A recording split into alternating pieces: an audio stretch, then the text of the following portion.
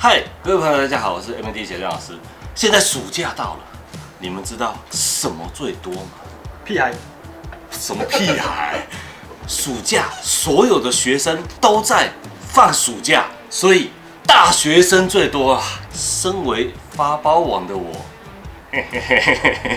怎么可能错过这种发包给大学生的机会呢？所以呢，我们现在就在路上抓到了一个帅气的大学生。哇，真的连梅登都帅耶！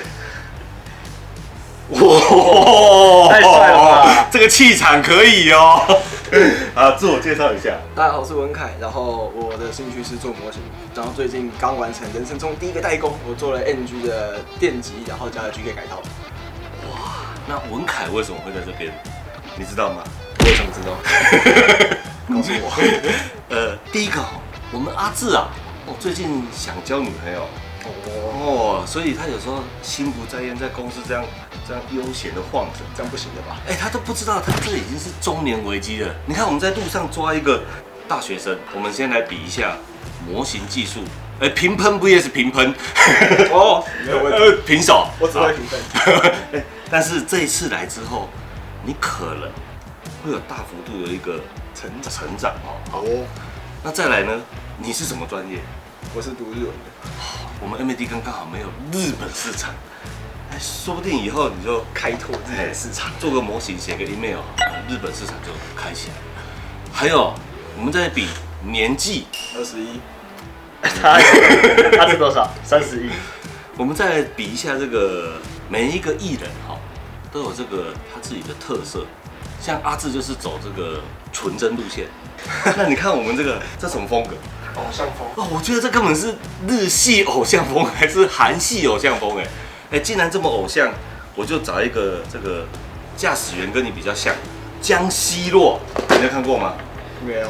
哇塞，这个主角真帅啊！我觉得你太适合拍这个 OP 了，他那个手放着，然后脸一下来，就应该配你这种脸，而不是江西洛。对。我跟你们说，废话不多说，因为接下来 RG 他要出新的飞翼，而我因为太忙碌了，我真的不知道有出这一盒，而且你还找到这个红标的，他都已经从红标出到蓝标，我真的到现在才知道，原来这只有出所以我就只好紧急找你来被发包。那被发包呢，也不是每个人都可以随随便便被发包的，我们要看一下你的基本功到底怎么样。我们来进行一个严格的检验，我们就先从最基本的打磨。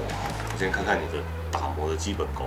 这个零件这么小，这个吸面竟然还在。好，那我们来看看你刻线刻的怎么样。请用。你这台做多久？断断续续6、7个月嘛。看每做一台 GK 就会少活半年。人生有几个半？哎呦。那现在呢，就马上来看一下它这个刻线。我第一个检查的就是通常在这种2个刻线的交界处有没有处理干净，真的还不错我蛮重视它的外角跟内角我现在发现你不会短刻线。别说了，都是痛。对吧？但是你虽然不会短刻线，但是你差点让我翘起鸡皮疙瘩你知道为什么吗？是我真的觉得你是一个人才。通常在这种宽的刻线里面，很多的玩家呢，他是譬如说这是一个0.3的槽，他就会用0.3把它意识跑宽。可是我一直到用显微镜看才发现，你还用了一个更细的刻线刀再把它跑一遍。对啊。好，你看，你们以为我在表演？我是真的有认真看这个东西，但唯一比较可惜的就是，如果你可以掌握一些短刻线的技巧，那你的作品，我觉得将会更精彩，更有说服力。所以这一集呢，我们就给你一点点目标了，就是从你这样的等级，直接做一点点小小的提升，维持住本来的这个打磨的技巧嘛，保持原本刻线加深的工整性。那么我们学一点点短刻线。学一点点高光厘米，再加个10颗片，然后再贴个水贴。这样很难吗？不会很难啊，可以吧？太多啦！不会啦，不要把做模型想成这么困难。我们现在马上进入一点点短刻线的教学，然后呢就要让文凯够了。首先呢，我们一定要挑一把合适的这个刻线刀。哦，你看这里有个短刻线，我们想要做这种最基本的短刻线的加深，这个时候0.3它的这个宽度啊，哦，差不多是可以用的。那你在用的时候，我们第一个绝对是顺向的往后拨，这跟你做基本的刻线加深是一模一样。但是啊，你会发现一件事情，你没刻几下的时候，它的末端你就会发现有一些这个残屑在里面。那这个时候你会怎么办？拿小1号的推刀反过来，换一个方向踩进去。哎呦，你都会耶。那我们虽然把这个残屑清得很干净，可是呢，它这个头哈，你看它最前面不是很工整，所以呢，我们也是轻轻的把它挖成一个直角的感觉。那你就会得到一个超级工整的短刻线。好，所以呢，透过刚刚简单的教学，这么短的短刻线，最重要的就是什么？清理残屑吗？哎呦，好好教哦！现在大学生都这么聪明的嘛？那我觉得前置作业的修模跟刻线就差不多，先跟观众介绍了，我们就让文凯开始上班吧。开工喽！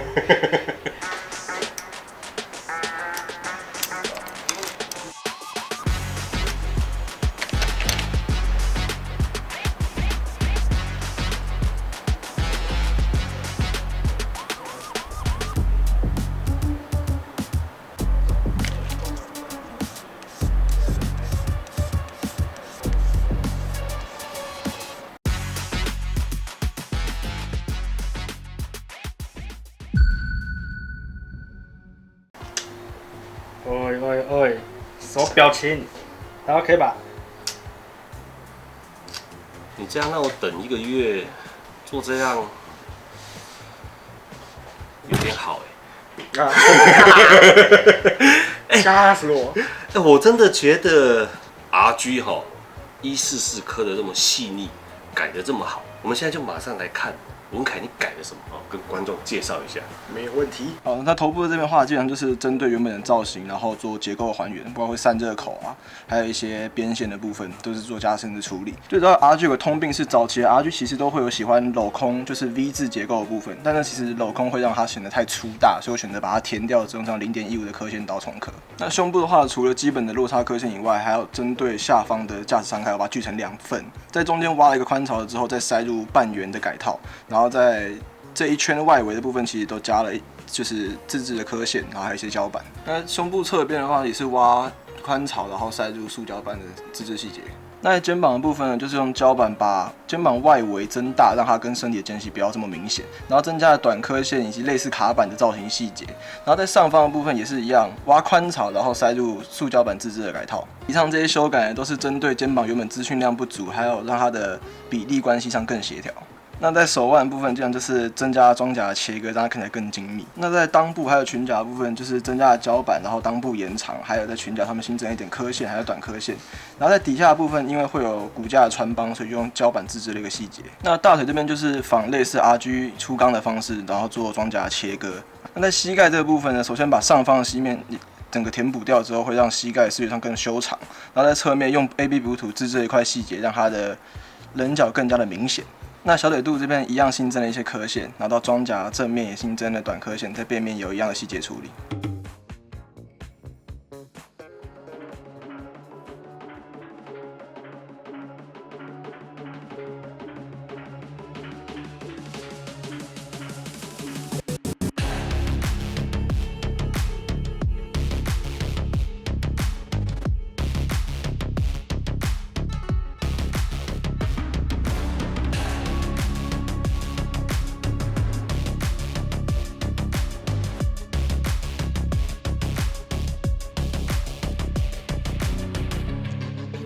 真的是很不错，值得培养。这个在不会刻线的人里面，你算很会刻线的，而且在很会刻线的人里面，你也算刻的算蛮工整。但是我觉得呢，你目前的刻线呢，大多数都是直线接直线。目前还没有看到一些比较 R 的刻线，尤其是这个翅膀，它现在是很多的曲线构成的。我们今天如果想要在这个结构上做一个曲线的刻线。我们为了让文凯呢，可以把这个作品下次做得更完善，来分享给观众。那我们现在就来教大家怎么刻曲线跟刻圆的线吧。那我这边呢准备了一个沙漏键，那你前面呢都是用这个刻线胶带。这次呢我要教你如何使用蚀刻片当型板。例如说我们现在这里想要做一个圆形，那我们就去找这种圆形的蚀刻片，尤其是我们这个 N004这个系列1.4直接出到4.0，它有很多的尺寸。这个时候你只要选择一个合适的大小，例如说我们选择3.0的蚀刻片，先用瞬间胶把它点上去，连好之后呢，我们先用刻线针轻轻的去把这个圆刻出来。因为我们的刻线针是不锈钢，不锈钢的硬度比较没有那么硬，你可以轻轻的划曲线那个轨迹。划到它真的很深的时候，才换刻线刀，或者是都不要换刻线刀也没关系。简单来说，就是轻轻的把它压到轨迹一定要全部出来。这个时候还不能移除这个圆形的蚀刻片，因为我们要把这个胶带贴上去，你才可以知道这个圆你要延长的这个点在哪里。那我们在贴刻线胶带，有时候你看我贴到这里。是不是腾空了？腾空的时候，那张刻线胶带可能就会浮起来。那我用刀片在这里切了一下，让这个刻线胶带更牢、更稳固。有时候这种小细节就会导致你刻线尾巴本来直直的要出去，因为刻线胶带没紧，结果就划掉。这个都是一些刻线需要注意的小地方。那另外一边呢，你连起来之后，你也可以去做一个跳线转折。你就可以很轻松的做出复合式的刻线。那当你平面刻腻了，你还可以换这种方式。这个时候我们做了一个立体的一个 U 槽，它的做法比刚刚那个还简单。因为你只要先用刻针钉一下口，然后呢用0.5的砖头转一个洞出来，接着搭配我们这个十字形的红色手砖，我们是专门出给这个用的。那如果我们用这个洗刀，会很贵。因为这么多尺寸买起来要几千块，但是全部出在一张蚀刻片，可能200块都有找。所以刚入门想要钻一个凹槽的一个朋友，可以参考这个系列。而你钻完这个洞之后，它只会是一个圆形改套贴在上面，蚀刻片贴在上面，它会很单调。因为这个就叫做钻洞放改套，我们20年前没有人教都会。那你20年后当然要有一点延伸技巧，一样刚刚的中心点再延长。这时候我们用宽刀把它压上去，压一条，再压 V 槽，中间这段整平。这就是你前面你超会用的这个肩膀上的挖凹槽技巧，只是你跟圆形做一个结合。像这样子刻完，你有没有什么启发？我现在才知道原来型板是这样用的。我全都买了，但我一片都没有开，因为我不会用。我跟你讲，这超有用的，这都是我们辛辛苦苦设计的，有长方形的、梯形的、圆形的、多角形的。那如果你用瞬间胶，刀片插下去，轻轻的拨一下，它就起来了。然后呢，刮刮刮，下次就可以用。它可以一直反复使用。买很多蚀刻片的朋友，麻烦打开来练习。那如果还没买的，你可以参考我们的官网有各式各样的造型。那很有可能你想刻的形状就在里面。那文凯，你这一次刻线还有什么心得想跟观众分享？0超爽的啦！你本来是用什么？我最开始其实是用初阶的钨钢刀，因为觉得0或其实很贵，所以舍不得买。但我后来一开始在刻的时候，直线什么的可能还行，但你真的等到你想要刻得更有效率，或者是你想要让造型更加锐利的话，你可能要忍痛花一点钱，然后我们可以买0。其实我们知道，各位观众也有很多可能是学生或者是刚出社会，那你的预算没有那么高，所以你一定会先买一个初阶的刀子来练。没错。但是当你练久了，真的你一定要去试看看这个0有多厉害。真的，你没有体验过，你真的不知道，丝般顺滑，非常爽快。对，尤其是在144，你已经做到这么细腻的表现。对。那我们这一集的节目就到这边，然后下一次来呢，就要麻烦你把这个翅膀刻起来，然后我们就直接进入上色的阶段了。那这一集的节目呢，非常的精彩，虽然有点长，但是里面充满了很多的这个技术含量。有需要的朋友可以珍藏下来。那如果喜欢我们影片的话，欢迎订阅加按赞分享起来。然后这期节目到这里，那大家下次再见，拜拜。好累哦，那个有心人就不要老人了啊！我还要工作啊，还要特线，很累的。都躺平就好了啦，哦。哎呀！躺平也可以用新的 RG 石刻片洗板，增加了细节，还帮你新增刻线。哦，轻轻的贴，轻轻的刻，就新增了刻线，超级帅。好了，不开玩笑了，现在是无字幕片尾阿志的技法大放送时间，我来教几招给大家。这次来跟大家介绍一下 RG 飞翼的石刻片，这一支是否 RG 17号的那支飞翼04哦。我们这一次石刻片有一个比较特殊的是，这个是新增刻线的石刻片刻线型板啊，还有像这种一样会存在着这叫细节石刻片。那我这次就来为大家示范一下这个刻线型板要怎么使用。首先，我们先用这个翅膀这一块，那我们就先用我们这一块刻线型板来新增刻线，先把它拿下来。我们要粘这个石刻片的时候，我们可以先点蜻蜓胶，先这样做固定。这边呢，可以用靠这边的对齐，这个直角对这个零件的下面。等确定位置之后，我们后面可以用瞬间胶加固。加固的时候，我们可以从这边就渗进去，因为我们等一下刻线是刻这边，所以尽量粘后面这里，比较不会影响到刻线的那个尺寸。这样就固定好了。零件它是圆弧面，这里会翘起来，所以我们等一下在刻的时候，我们的手要这样子压着先刻会比较安全。刻线的时候一样，轻轻的靠着这个石刻片型板，先这样子画。画完轨迹之后，我们再拿出刻线刀来进行刻线。像1:44比例的话，我会习惯用0.125来刻线。刻线的时候一样要轻轻的刻，一样是靠这个型板这样子，轻轻的划，就不要太大力。这样就刻线刻完了。那但是不要急着拿起来哦，因为这里有没有发现这里还有2个短刻线的型板？这时候就可以拿出对应的尺寸的刻线刀来刻线。像我们短刻线的时候，要这样先这样子刻个几刀，刻完之后再这样子反过来，再这样子把这边的这种残屑再给它刮出来，这种短刻线就刻好了。这个我稍微量一下，这个尺寸是大概是用0.4的刻线刀。都刻完的话，我们就可以把型板拿下来啦。可以拿出我们那种点的镊子，这样子轻轻的。这样就拔开了。那剩下上面这些有一些残胶啊，然后我们就可以拿出我们的砂纸来把我们这些全部都给它抛掉，这样就完成了。好，打磨完之后，像刚刚有些线比较没有加得太深，我们就可以再拿出我们的0.1的刻线刀做加深的动作，会拿小1号的尺寸去做加深的动作。加深完之后，也别忘了这里要把它延伸起来做收尾哦。这时候收尾，你就可以拿出我们的宽刀进行延长，顺着这条刻线这样子延伸下来，压一下。